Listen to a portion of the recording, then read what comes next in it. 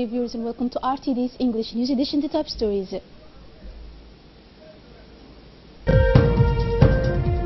Examinations of the OTI over the whole territory.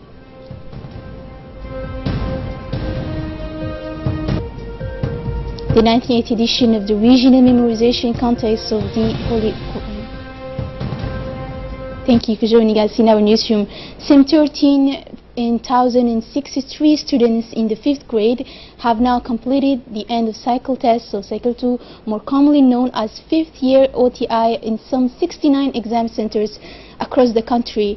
This certification evaluation is placed this year under the sign of the inclusion, since students with special needs take for the first time the tests of the OTI 5th year, and this is a big novelty since a dozen visual impaired students have taken the tests in the same subjects thanks to the transcription by teachers of the exam subjects. On this occasion, the Minister of National Education and Vocational Training, Mr. Mustafa Muhammad Mahmoud, performed his usual inspection and supervision tour in several test centers in the capital. The delegation led by the Minister went successively into the inclusive school called School for Special Needs Children, the school annexed to the school of the District 7 Peace, and finally the school of Hayabley.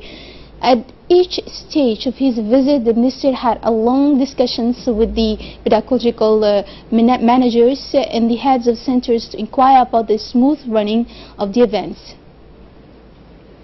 The 90th edition of the regional competition of the Holy Quran memorization called Grand Prize of the Head of State has been launched this morning by the Ministry of Muslim Affairs. In addition to Djibouti, a dozen countries in the region, including Somalia, Sudan, Uganda, Kenya, Yemen, Comoros and Tanzania, are taking part in the competition. On the first day of the competition, the participants competed memorizing the entire Quran of 30 chapters, extraordinary voices. That is what the young representative of this nation offered to members of the jury during their stay. Candidates from different countries will compete on 3 levels of memorization: 10 chapters, 20 chapters, or the entire 30 chapters that make up the Quran.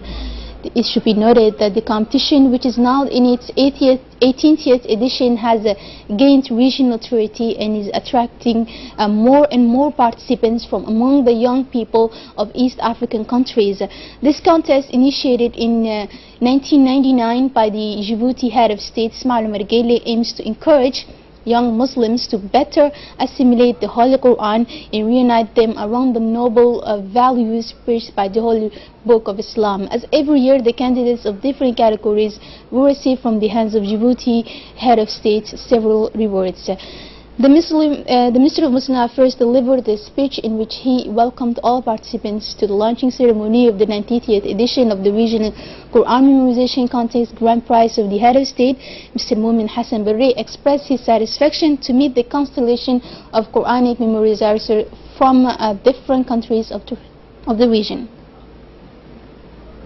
In preparation for the great pilgrimage to Holy Mecca, in order to ensure the good conditions of welcoming Djiboutian pilgrims, the Minister of Muslim Affairs, Mumin Hassan Barre, visited Saudi Arabia, where he had a meeting with his Saudi counterpart in charge of Hajj and Umrah, Dr. Mohammed Salah bin Tahir Benten. And this meeting took place at the headquarters of the Ministry of Hajj in Jeddah, in the presence of the Charge d'Affaires of our consulate, Mr. Ali Imiat, the Minister's advisor, Mr. Shuaib, and the Executive Secretary of the High Islamic Council, Mr. Akir Kurah, and the representative of the Ministry, Mr. Osman Farah. During this meeting, the Minister thanked his counterpart for the good organization of the Hajj and the quality of services offered to the pilgrims by the various institutions specialized in the field of Hajj. Concerning the number of Djiboutian pilgrims fixed at 1,100 pilgrims for many years, the Minister has briefly recalled the clauses of the agreement signing between the two parties in the matter of Hajj, asking the review to increase the number of Djiboutian pilgrims in order to meet the increased demand of our fellow citizens to go to the Holy Mecca. Ambassador Extraordinary and Plenipotentiary of the Republic of Djibouti and Dean of the Democratic Corps to the Kingdom of Saudi Arabia, Mr. Diaydin Domakrama, met today the servant of the two holy mosques, King Salman bin Abdulaziz Al Saud, in his office at the Salam Palace, Jeddah. The ambassador of Djibouti, Dean of the Diplomatic Corps in Saudi Arabia, presented to the King Salman on the occasion of the month of Ramadan the best wishes in his own name and on behalf of the entire Diplomatic Corps accredited to the Kingdom of Saudi Arabia. On his behalf, King Salman asked to convey his greetings to the sovereign and the head of state, as well as the ambassadors accredited to the Kingdom of Saudi Arabia and their families, improving the good God Almighty to do so and to return this holy month with good peace, security and prosperity to the Islamic nation as well as the whole world. The discussions including various issues, in particular the situation in Palestine and all al-Quds al-Sharif, as well as the peace in the region and the fight against terrorism. The King Salman was surrounded by the entire minister and His Highness Prince Abdulaziz bin Saud, the Minister of State Musa'ad al-Bain and the Foreign Minister Adel al-Jubairi. Mr. Ali Muhammad Ali, President of the Handicapped Associations, was sworn in this morning. He becomes a member of National Commission. He is appointed by presidential decree Commissioner in charge of the rights of handicaps, and the ceremony took place in the presence of the President of the Department, Suleiman Udin.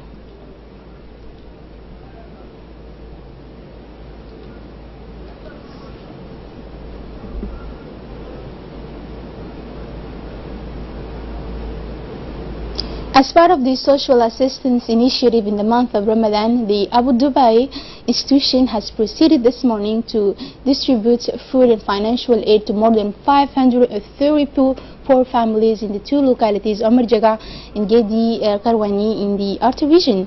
The distribution ceremony took place under the supervision of the prefect of the region, Mr. Abdullah Darauki, in the presence of the owner of the establishment, Abu Ahmed Abdurrahman Ahmed Taha, and some dignitaries and representatives of the families benefiting from this noble gesture.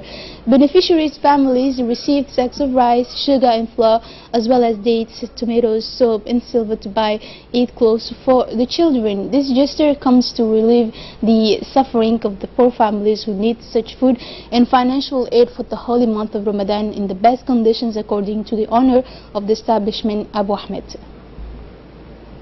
And as usual, the Djiboutians followed the game of the Champions League last night.